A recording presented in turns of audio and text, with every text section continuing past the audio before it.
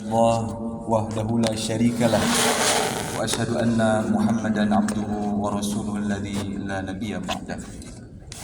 اللهم صل على محمد وعلى آل محمد كما صليت على إبراهيم وعلى آل إبراهيم وبارك على محمد وعلى آل محمد كما باركت على إبراهيم وعلى آل إبراهيم في العالمين إنك حميد مجيد.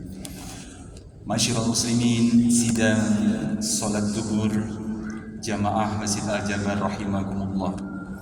Alhamdulillah, tahan dintinya kita ungkapkan rasa syukur kita kepada Allah Subhanahu wa taala bahwa di hari yang berbahagia ini Allah masih mengamanahkan kita satu nikmat yang tak bisa ditawar, tidak bisa dibeli.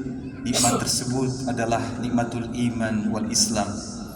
Hadirnya kita di masjid yang megah dan mewah ini, kita diberikan keleluasaan, kemampuan melangkah dari berbagai penjuru daerah, melaksanakan sholat duhur berjamaah.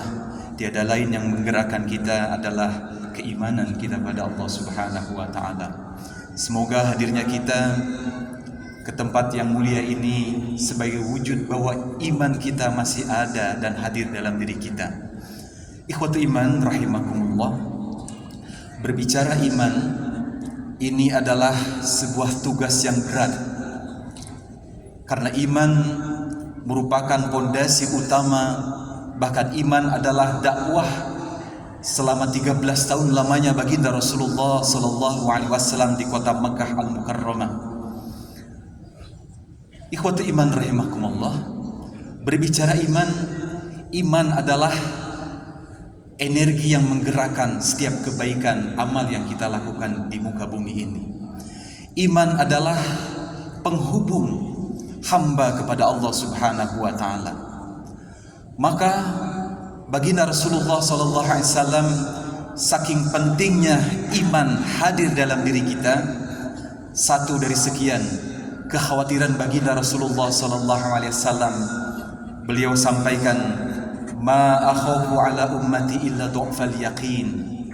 Ternyata baginda Rasulullah mulia tidak mengkhawatirkan kita selaku umatnya miskin harta. Beliau tidak mengkhawatirkan kita dijangkiti penyakit, bahkan kelaparan. Namun baginda Rasulullah SAW dalam hadis tadi riwayat At-Tabrani, beliau bersabda, ma akhafu ala ummati illa du'fal yaqin. Yang beliau takutkan itu adalah lemahnya iman dari umat beliau. Kenapa hadirin sidang salat duhur rahimakumullah? Ternyata iman ini begitu penting dalam hidup kita. Tak mungkin jasad kita bisa kita bawa di tempat yang baik ini tanpa ada iman. Tak mungkin kita rela meninggalkan aktivitas kita barang 5, 10 sampai 15 menit kita sedang bertransaksi, namun ketika adzan berkumandang lalu kita berbondong-bondong datang melaksanakan ibadah sholat. Bahkan kita memakmurkan sebelum masuk kita langkahkan kaki kita dengan langkah sesuai sunnah Rasulullah SAW, langkah kaki kanan, kemudian berucap dengan penuh keimanan doa Allahumma ftahli abwaaba rahmatika. Orang yang beriman senantiasa menghantarkan kegiatan-kegiatannya itu terkoneksi dengan Allah Subhanahu wa taala. Masyarul muslimin, sidang salat duhur rahimakumullah. Apa artinya kalau kita hidup di dunia tidak ada iman? Apa artinya kita beraktivitas pejabat, rakyat, apapun profesi kita kalau tidak ada iman? Terputus hubungan kita dengan Allah, maka sangat berbahaya sekali. Dalam sebuah hadis riwayat Al-Hakim, baginda Rasulullah SAW dengan begitu indah menggunakan kalimat metafor, atau dalam bahasa santri, dalam ilmu balaghah diungkap dengan kata-kata majaz berkaitan dengan iman kita. Innal imana, kata Rasulullah SAW, innal imana, pakai alif lam, menunjukkan ini adalah ma'rifah. Sesungguhnya iman yang ada pada diri kita daripada yang ada pada diri saya dan jamaah sekalian. Apa kata Rasul? La yukhlaqu fi jawbi ahadikum. Ini luar biasa. Baginda Rasulullah SAW menggunakan kalimat metafor atau majas. La yukhlaqu fi jawbi ahadikum kama yukhlaqu thawbul khaliq. Fas'alullaha yujaddidal iman fi qulubikum. Rasulullah sallallahu alaihi wasallam menggunakan kalimat, sesungguhnya iman pada diri kita seperti layaknya pakaian suatu saat akan lusuh dan kotor. Maknanya apa hadirin sidang salat duhur rahimakumullah? Iman itu seperti pakaian. Manusia begitu mementingkan pakaian, terutama ibu-ibu ahli majlis taklim yang mudah-mudahan dari wajahnya terlihat terpancar aura ahli surga semua, amin. Dan bapak-bapak hadir yang di sini, insya Allah semua ahli surga, amin. Semuanya membutuhkan pakaian. Pak, ternyata Islam begitu memperhatikan pola dan tata cara kita berpakaian. Apa kaitannya dengan iman? Kata Rasulullah SAW, iman yang hadir pada diri kita layaknya seperti pakaian. Tapi untung baginda Rasulullah tidak mengatakan apa merek pakaiannya. Yang jelas pakaian adalah kebutuhan pokok. Kita bisa mengenal seseorang dengan pakaiannya. Kita bisa mengidentifikasi ini si fulan dari majlis taklim mana. Dari majlis taklim biasanya berpakaian yang berbeda-beda tapi seragam kompak, amin. Kita bisa mengenali seseorang dengan pakaian. Lalu apa kaitannya dengan pakaian dan iman? Ternyata pakaian itu kalau kita biarkan, hadirin jamaah sidang salat duhur rahimakumullah, akan lusuh kata Rasulullah SAW, akan kotor kalau tidak kita urus. Betul? Bu? Halo? Masih ada ibu-ibu? Pakaian dipakai apakah setiap hari itu dipakai selama 1 minggu? Bapak? Berapa kali kita berganti pakaian dalam 1 minggu, 1 pekan? Tidak mungkin dipakai terus-terusan, Pak ya?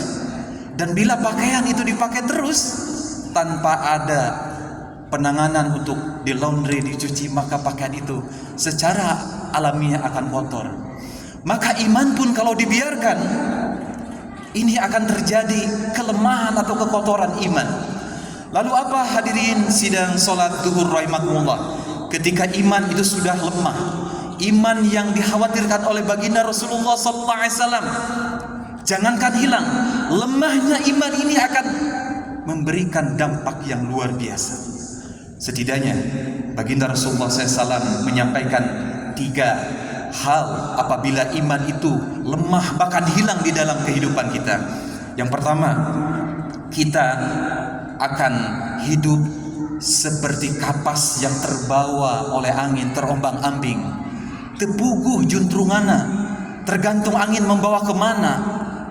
Maka bagi orang yang kehilangan iman, ini hidupnya akan tidak terasa.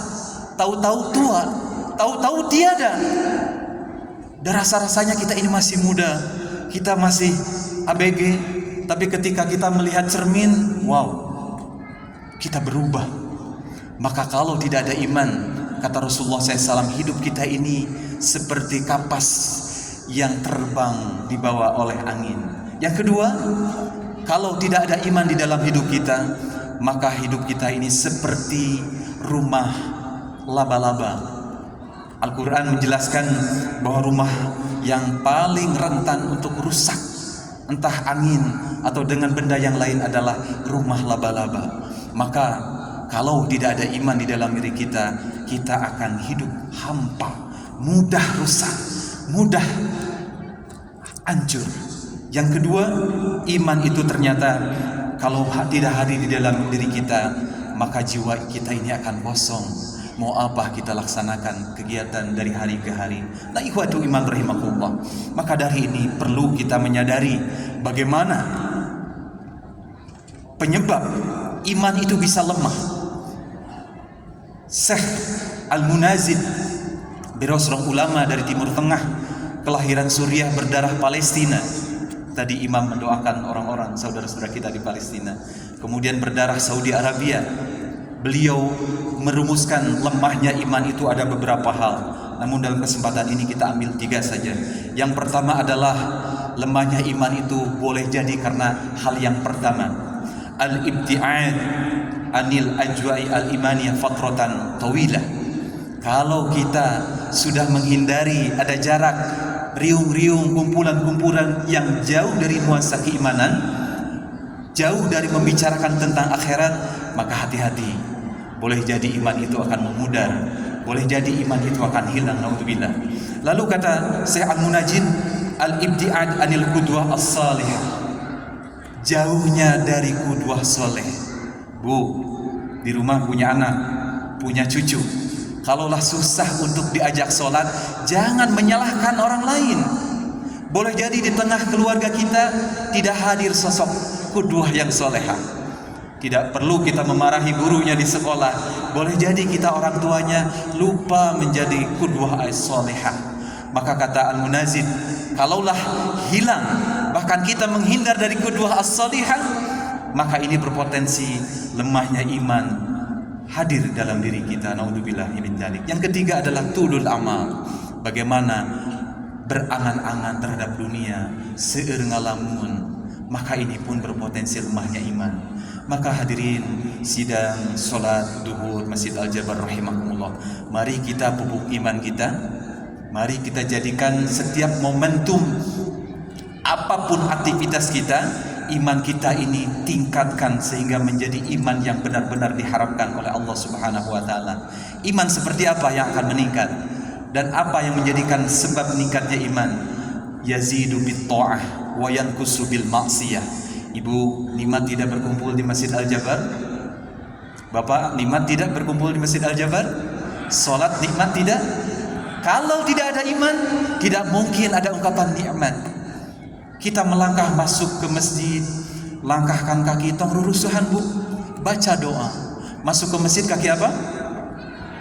Kaki apa? Kaki kanan dan kiri, Pak. Tapi kalau orang beriman, dia akan menghayati setiap langkah. Demi Allah bu, kalau Allah rumah kita jauh dari masjid, langkah pertama akan menghapuskan dosa, langkah yang berikutnya akan meningkatkan derajat kita. Lalu kita berdoa kepada Allah, Allahumma ftahli abwaaba rahmatika. Lantas bila tadi gejala kita sudah mulai keluar dari lingkungan yang berbicara tentang keimanan, kemudian kita jauh dari qudwah as-solihah, kemudian kita terjangkiti angan-angan tentang dunia yang terus berkepanjangan, maka obatnya tiga.